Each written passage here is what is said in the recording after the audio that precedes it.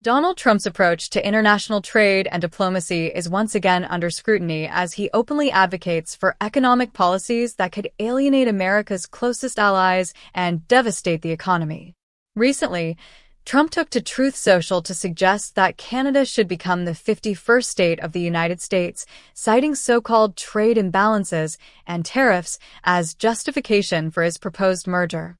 This alarming statement reveals not only Trump's ignorance of economic principles, but also his disregard for the sovereignty of allied nations and the global partnerships that underpin America's security and economic stability. Trump's claim that the United States can no longer suffer from trade deficits with Canada is both misleading and rooted in a fundamental misunderstanding or deliberate misrepresentation of economic realities. Trade deficits are neither inherently good nor bad.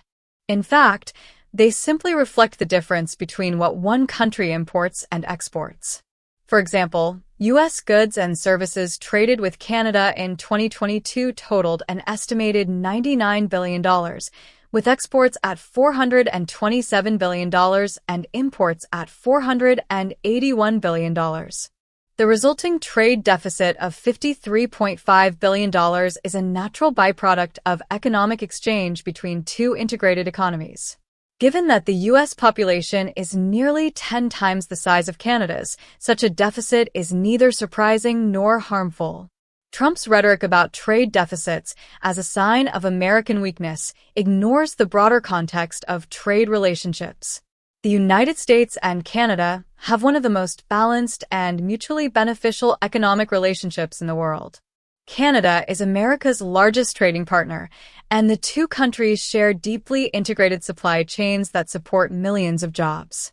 Trump's insistence that this relationship amounts to the U.S. being taken advantage of exposes either a profound misunderstanding of trade economics or a willingness to mislead the public to further his own political agenda.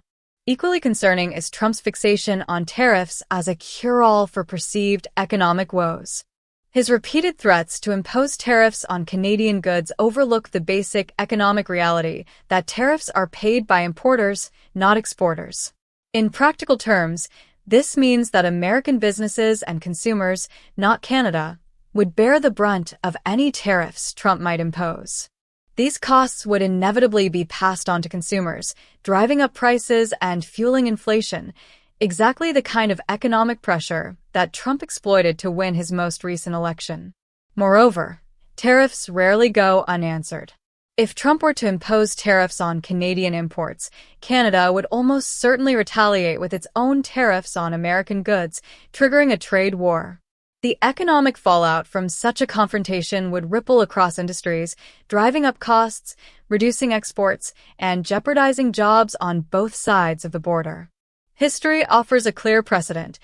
Trump's trade war with China during his first term resulted in billions of dollars in losses for American farmers, forcing his administration to spend taxpayer dollars on subsidies to keep farmers afloat.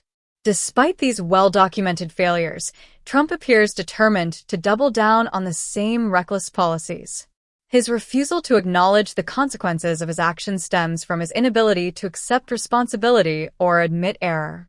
Rather than reversing course when faced with evidence that his policies hurt American workers, Trump digs in, prioritizing his ego over the well-being of the country. This stubbornness is especially troubling given Trump's own admission that inflation and high prices helped him win the election. He capitalized on public frustration over rising costs, promising to bring prices down. Yet his proposed tariffs and trade policies would achieve the opposite, driving prices even higher and inflicting further pain on the very voters who supported him. Trump's willingness to exploit economic hardship for political gain while simultaneously pursuing policies that exacerbate that hardship reveals a level of moral bankruptcy that should alarm every American. Adding insult to injury, Trump's suggestion that Canada should become the 51st state is not only insulting to our closest ally, but also a diplomatic disaster. It undermines Canada's sovereignty and reduces a proud and independent nation to a mere appendage of the United States. The backlash to Trump's statement has been swift and bipartisan. Even Canada's Conservative Party, which shares ideological similarities with Trump's Republican Party, has forcefully rejected the idea. Canada's Conservative leader made it clear that Canada will never be the 51st state, highlighting the depth of opposition to Trump's reckless rhetoric even among ideological allies. Trump's diplomatic approach, marked by bluster, threats, and bullying, stands in stark contrast to the careful, measured diplomacy required to maintain global stability. His repeated attacks on allies like Canada, combined with his praise for autocrats and dictators, raise serious questions about his commitment to democratic values and international cooperation. Rather than strengthening America's position on the world stage, Trump's actions isolate the United States, weaken alliances, and embolden adversaries like Russia and China. Trump's hostility toward allies and admiration for strongmen reflect a broader pattern of behavior that should deeply concern anyone who values democracy. By undermining America's alliances, Trump plays directly into the hands of authoritarian regimes seeking to divide and weaken the West. His actions make it easier for countries like Russia and China to expand their influence and harder for democratic nations to present a united front against threats to global stability. Perhaps the most troubling aspect of Trump's behavior is the underlying motivation, his personal ego. Time and again, Trump has demonstrated that his decisions are driven not by what is best for the country, but by what serves his own interests. Whether it's starting trade wars, alienating allies, or attacking democratic norms, Trump's primary concern is protecting his image and consolidating power. This self-serving approach to governance poses a clear and present danger to America's democracy and global leadership.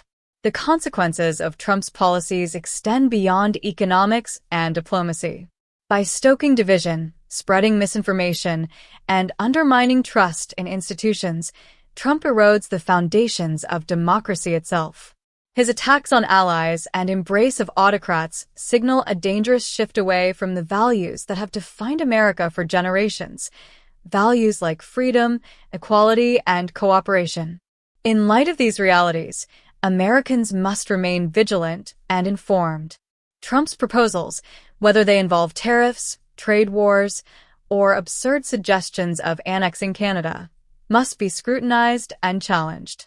The stakes are too high to allow misinformation and ego-driven policies to dictate the future of the United States.